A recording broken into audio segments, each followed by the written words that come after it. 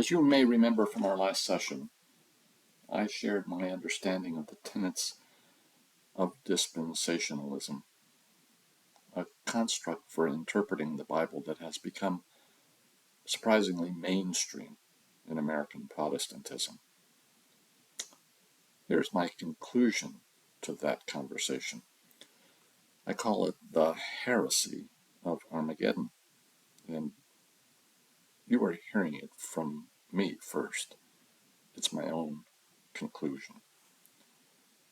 Don't get me wrong. There is nothing heretical about reading the Bible through a specific construct, whether it is dispensationalism or the alternative that I follow, covenant theology. I have often said and firmly believe that there are no heretical ideas. There are non-Christian ideas like Mormonism, but no heretical ones. The same is true here. A heresy is a belief or opinion that causes actions or understandings that deviate from biblical religious doctrines.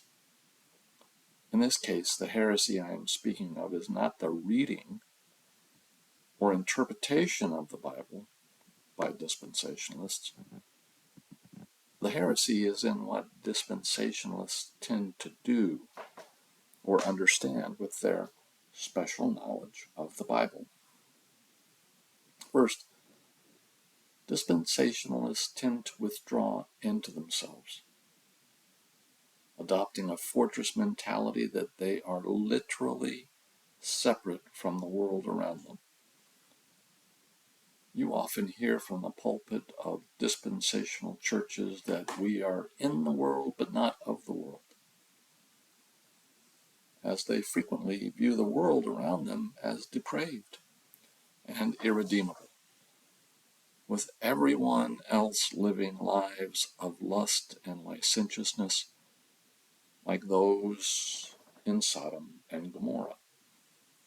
But Jesus calls for us to go into the world, to be in the world and minister to all, because it is redeemable. Second, interpreting Scripture in a way that implies one group is protected from what is happening around us is simply out of step with Jesus' ministry. Dispensational churches preach that they are protected believers, the rapture, despite that Jesus ministered to all whom he encountered, Jew, Roman, Samaritan, male, female, leper, and unclean, without exception, and protecting no one. In fact, Jesus loudly castigated Pharisees, who were first century Jewish preachers of special protections and dispensations. And third, reading and interpretation of Scripture in a way that makes God's plan a mean-spirited blueprint for getting even or paying people back is wrong.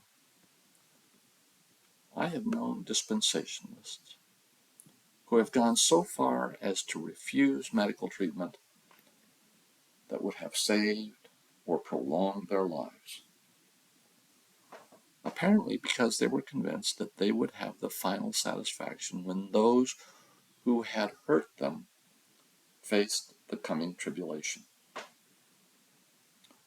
Jesus preached that God makes the rain to fall on the just and the unjust because he loves us all.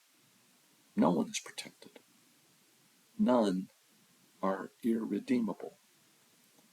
Not even those who have hurt us deeply, perhaps even to death. Jesus died on the cross and forgave a thief, saying he would be with him in paradise, which I think proves this point.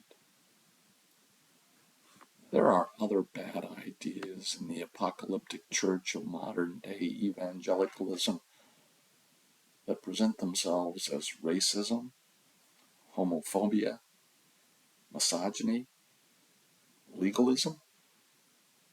My bottom line, though, is that the trends we see in the church attendance may reflect the power of these bad ideas, and the heresies they create have to draw people of faith away from healthy understandings of Jesus and the Bible.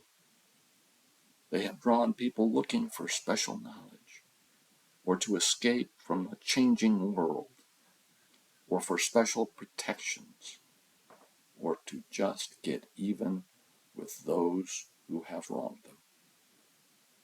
I believe they have also driven many at the top of the mountain to jump into the atheist river, rejecting the eternal hope and love of God. Bottom line, I adhere to covenant theology and reject any construct that requires such a focus on the end of time, which Jesus specifically told us not to focus on because only Abba knows. In my mind, any reading of Scripture that moves me away from the words of Jesus is simply wrong. And readings that move people to actions that are out of step with Jesus are heretical. Now, this puts me at odds with many members of our family. I'm glad I got that off my chest. Future topics I will discuss with you will include discussions of covenant theology, communion, apostolic succession, infant baptism, morality, and predestination. Nothing too challenging. Aloha.